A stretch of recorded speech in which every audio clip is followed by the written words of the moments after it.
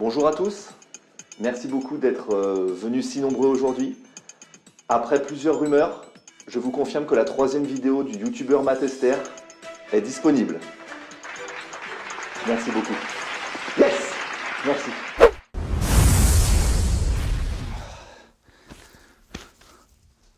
Hey, salut! Récemment, je me suis rendu compte qu'il m'arrivait de faire des choses assez étranges inconsciemment au quotidien et je me suis demandé, est-ce qu'il y a que moi dans ce genre de situation? Quand j'ai faim, je vais toujours voir dans le frigo, je vois qu'il n'y a rien à manger, du coup je ferme la porte, j'ai rien pris et j'ai toujours faim. Je jette toujours ma cuillère à la poubelle à la place de mon pot de yaourt. Ça m'arrive tout le temps.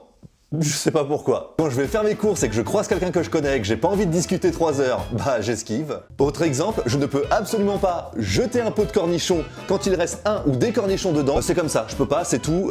C'est comme si c'était des poissons rouges quoi. Nagez, petit cornichon, allez! Quand je reçois mes chaussures neuves, que je les essaye et que je vois qu'elles sont trop petites pour moi, je dis toujours... Bon, elles sont un peu serrées mais... elles vont se faire. Elles vont se faire. La nuit, quand j'entends du bruit, c'est forcément un cambrioleur.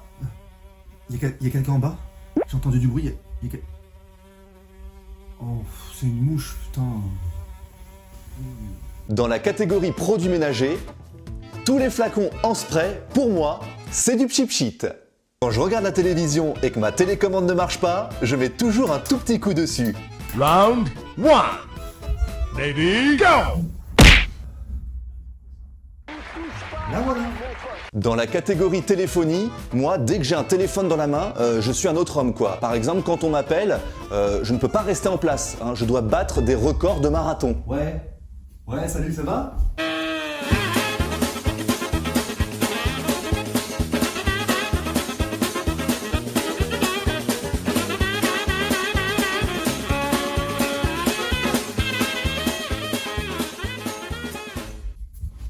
Ça marche.